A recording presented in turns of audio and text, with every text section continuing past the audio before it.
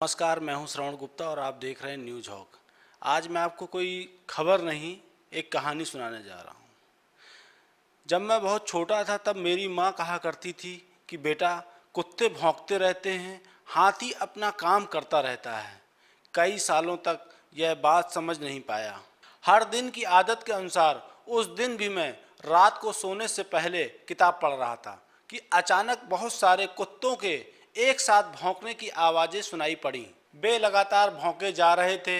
मैं अपने घर की बालकनी में आकर देखा, एक विशाल हाथी अपने घर के सामने से कहीं जा रहा था और उस हाथी पर उसका माहौत बैठा था। उस हाथी के आसपास रोड पर तकरीबन 6-7 कुत्ते इकट्ठा हो गए और वे लगातार जोर जोर से भौंक रहे थे, पर हाथी अपनी मस्ती में चला जा रहा था। उन कुत्तों को भौंकने पर उस हाथी पर कोई असर नहीं हो रहा था। ना ही हाथी के स्वभाव में कोई परिवर्तन हुआ, ना ही वह रुका, ना ही वह अपनी दिशा बदली और ना ही उसने अपनी गर्जना से कुत्तों को जवाब दिया। बस वो बिल्कुल शांत था और अपनी स्वाभाविक चाल से धीरे धीरे वह हमारी घर की गली से आगे निकल गया। मैं अपनी बालकनी से उस नज़ारे को लगातार देख रहा था। जैसे ही हाथी हमारी घर की गली से आगे निकल गया, वैसे ही हमारी गली के कुत्तों ने धीरे धीरे भौंकना लगभग बंद कर दिया। पर जैसे हुए हाथी हमारे घर की अगली गली में पहुंचा, उस गली के 5-6 कुत्तों ने उस हाथी पर भौंकना शुरू कर दिया। पर उस हाथी ने तब भी अपना शांत स्वभाव नहीं छोड़ा और उन कुत्तों का जवाब अपनी गर्जना से नहीं दिया। हालांकि हाथी की एक गर्जना ही काफ़ी है उन कुत्तों को चुप कराने के लिए, पर हाथी ने ऐसा नहीं किया। खैर, उस हाथी को देखकर मुझे मेरी माँ की बचपन में कही हुई बात समझ में आ गई। मैं उस दिन समझा कि चाहे कितने भी अलग अलग कुत्तों ने हाथी पर भौंका हो, चाहे उन कुत्तों ने उस हाथी पर उसके इलाके में घुसने के विरोध किया हो, पर हाथी ने अपना संयम नहीं छोड़ा, अपना स्वभाव नहीं छोड़ा। वह शांत रहा और अपना काम करता गया और आगे निकल गया। पर कुत्ते भौंकते रह गए और वे भी चुप हो गए।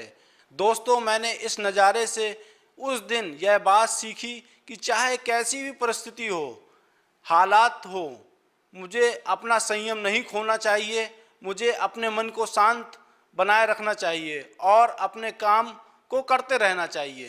दोस्तों, हम सभी के जीवन में हमारे आसपास, हमारे घर पर, हमारे दफ्तर पर या सार्वजनिक जगहों पर कई ऐसे लोग हमें जाने अनजाने में उकसाते या भड़काने की कोशिश करते हैं। वे लोग या तो आपको ताना मारेंगे या आपका मजाक उड़ाएंगे या आप पर कोई टीका टिप्पणी करेंगे या आपको उकसाने की कोशिश करेंगे या आपको उकसाएंगे कि आप उनकी बातों का तुरंत जवाब दो और फिर आप उनसे बहस करो। आपको लोग ऐसे ताने मारेंगे या ऐसे शब्द कहेंगे जिससे आप अपना संतुलन खो देते हैं और एक बड़ी बहस शुरू कर देते हैं। एक अशांति का माहौल बन जाता है और फिर आरोप प्रत्यारोप से शब्दों का एक महायुद्ध शुरू हो जाता है। यदि हम इस बात पर विचार करें कि हम चाहे कहीं भी रहें, हमारे आसपास हमेशा कोई ना कोई होता है जो हमें कुछ ना कुछ बोलता रहता है, हमें उकसाने की अनजाने में कोशिश करता रहता है। इसका हम अक्सर विरोध हम मुंह खोलकर जवाब प्रतिक्रिया के रूप में दे सकते हैं। यदि हम उस हाथी की तरह चुप रहें और प्रतिक्रिया ना दें, सोच समझकर जवाब दें, ढंग से दें। इंसान का स्वभाव ऐसा है कि हर कोई बोलना चाहता है, सुनना कोई नहीं चाहता, लेकिन स्वभाव को बदला जा सकता है यदि आप बदलना चाहो तो। दोस्तों, जब भी आपको लोगों का स्वभाव, शब्द या बोलने का तरीका अच्छा ना लगे, तब उस हाथी को याद करो और शांत रहो। जरा सोचो कि यदि वो हाथी उस कुत्ते के उकसाने के कारण यदि अपना संतुलन खो दे तो क्या होगा। वो सब कुछ तहस नहस कर देगा, उसके आसपास की सारी वस्तुओं को नष्ट कर देगा। गुस्से में बिगड़ा हाथी बहुत ही खतरनाक हो जाता है और वो किसी की जान भी ले सकता है। इसलिए दोस्तों, याद रहे, आपके आसपास के लोगों का स्वभाव या उनका बोलना यह आपके नियंत्रण में नहीं होता है।